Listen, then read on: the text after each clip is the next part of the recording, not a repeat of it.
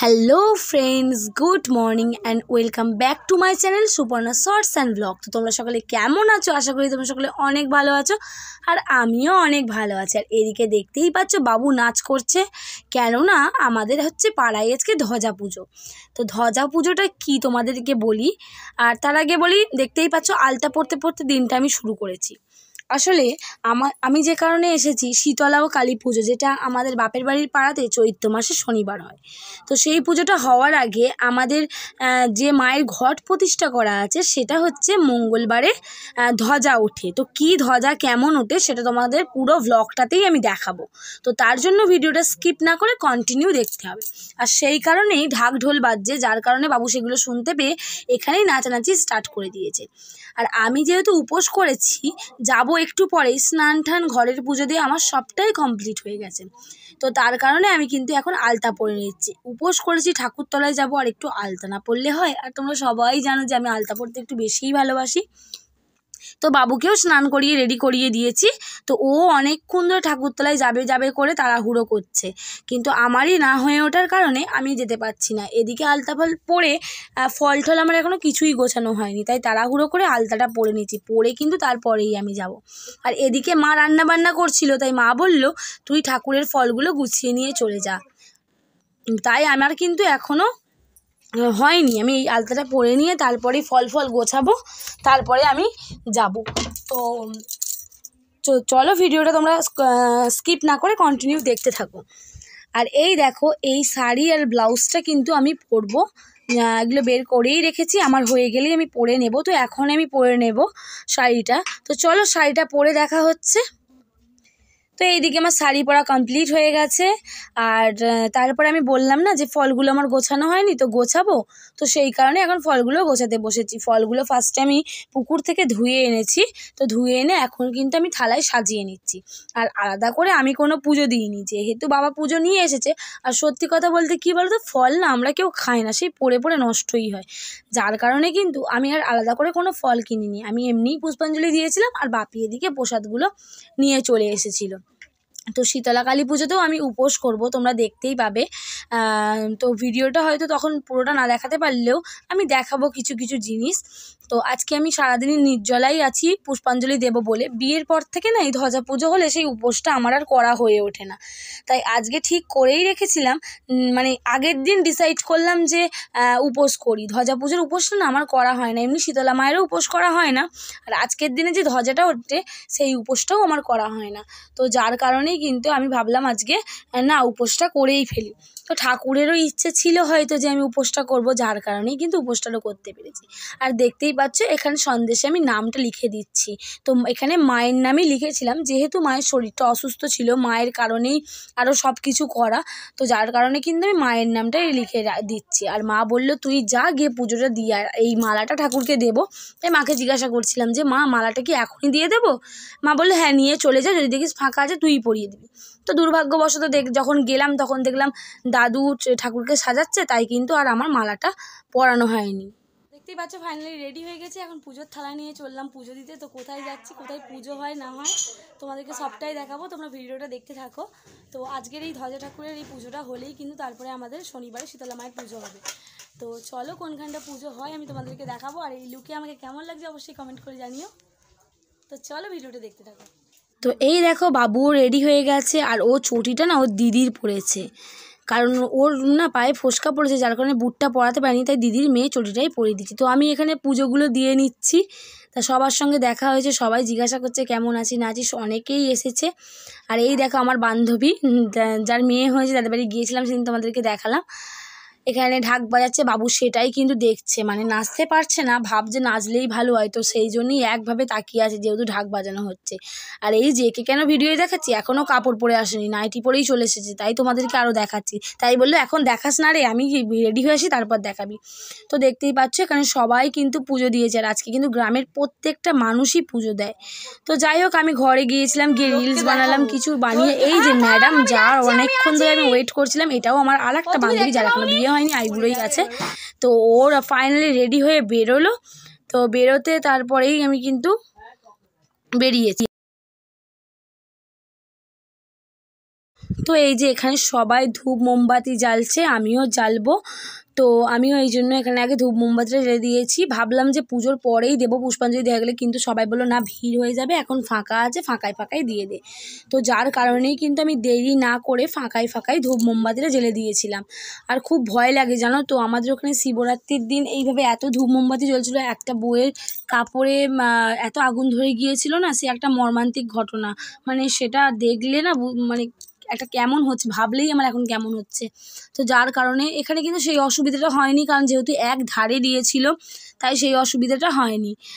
আর এখানে ওই যে পাশে দেখতে পাচ্ছ, আমার পাশে একজন আছে, উনি হলেন আমার কাকিমা, আমার ছোটো কাকিমা হয়। তো ছোটো কাকিমাও দিচ্ছিল, আর এই ক্যামেরাটা করে দিচ্ছিল কিন্তু আমার কাকার মেয়ে, মানে ওই যে ছোটো কাকিমা তার মেয়ে। ওকে বললাম তুই একটু ধরে দে। আর এই দেখো, এই যে আমার বান্ধবী, আর এটা হচ্ছে বৌদি, আমাদের খুব কিউট বৌদি, কিন্তু খুব ভালোবাসে আমাদের সবাইকে। তো আমি বৌদিকে বললাম বৌদি একটু হাই করে দাও, তাই বৌদি হাই করে দিচ্ছিল। আর এখানে দেখো আমার ঠাম্মি আর ওই যে ব্রাহ্মণ ঠাকুরকে দেখতে পাচ্ছ, উনিই কিন্তু আমার আর তন্ময়ের বিয়েটা দিয়েছিল। আর উনিই কিন্তু প্রত্যেক বছর পুজোটা করেন।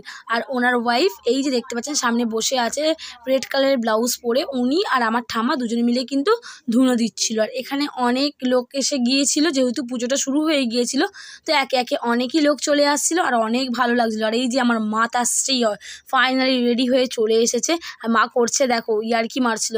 আর এই যে বান্ধবীটাকে দেখালাম, এখন শাড়ি পরে আবার আসছেন মহারানী, যেন র্যাম্পে হাঁটছেন। তো সবাই দাঁড়িয়ে আছে, পুজো হচ্ছে, ভীষণ ভালো লাগছে। মানে এভাবে পুজো দেখতে না খুব ভালো লাগে। আর নিজের পাড়ার পুজো বুঝতেই পারছো, আরোই এনজয় হয়, আরোই ভালো লাগে। এই যে আমার কিউট বান্ধবী, আমার সেই ছোট্টবেলাকার। আর এইদিকে বাবুকে দেখো, ও কিন্তু আজকে পুজোটায় আমাদেরকে খুব কোঅপারেট করেছে, একটুকু কান্নাকাটি করেনি, একভাবে ওই জায়গায় বসেছিল। তারপর আমার কাছে এসেছিল, কিন্তু ও কিন্তু কান্নাকাটিও করেনি। আজকে 2টো বাজতে লাঞ্চ করেছে, যেখানে ও একটাই লাঞ্চ করে, যেহেতু পুজোটার এখানে ছিল। তো ও কিন্তু কাঁসর বাজাচ্ছিল, তারপর দেখতে পাবে ও শঙ্খটাও নিয়েছিল বাজাবার জন্য। তো এখানে ঠাম্মি আবার ওর মাথায় ঠাম্মির আঁচলটা চাপা দিয়ে দিয়েছিল, যেহেতু অনেকটা রোদ বেরিয়েছে, যদি ওর মাথায় তাপটা লাগে, যার কারণে ঠাম্মি আঁচলটা দিয়ে দিয়েছে, যদিও বা শেষ পর্যন্ত সেই আঁচলটা রাখেনি। তো এই দেখো, তোমাদেরকে বলেছিলাম না ধ্বজা ওঠে, তো এই যে দেখতে পাচ্ছ লম্বা বাঁশ, তার মাথায় চেলি কাপড় বাঁধা আছে, ওটাই হচ্ছে ধ্বজা। ওটা কিন্তু যেদিন আমাদের মেন শীতলা কালী পুজো হয়, তো ওটার ভোরবেলা, মানে পুজোটার ভোরবেলা হয়ে গেলে ওইটা কিন্তু বিসর্জন করে দেওয়া হয়। ওই অ্যাকচুয়ালি এটাই হচ্ছে মেন ঠাকুর আমাদের, যেটা আমাদের প্রত্যেক বছর থাকে। এখানে একটা পিতলের ঘট আছে প্রতিষ্ঠা করা, যেটা শীতলা আর কালীমা দুজনেরই একসাথে ঘট বলা হয়। তো এখানে এখন আরতি হচ্ছে, পুজো প্রায় শেষের দিকে, আরতিটা হয়ে গেলেই কিন্তু আমরা সবাই মিলে তারপরে পুষ্পাঞ্জলি দিয়ে দেবো।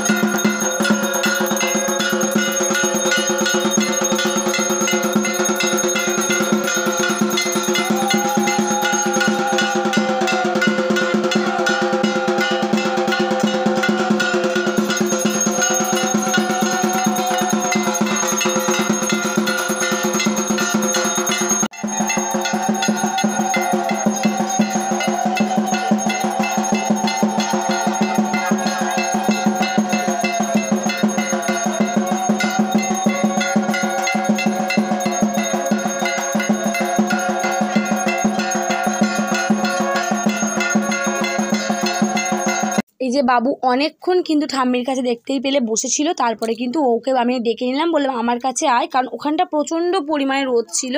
আর এখানে এখন পুষ্পাঞ্জলি স্টার্ট হয়ে গেছে, আর বাবুও কিন্তু আমাদের সাথে পুষ্পাঞ্জলি দিয়েছে। মানে 3বার ফুল দিয়ে যে পুষ্পাঞ্জলিটা আমি দিয়েছি, সেটা কিন্তু ও দিয়েছে, আর একদম বদমাইশি করেনি।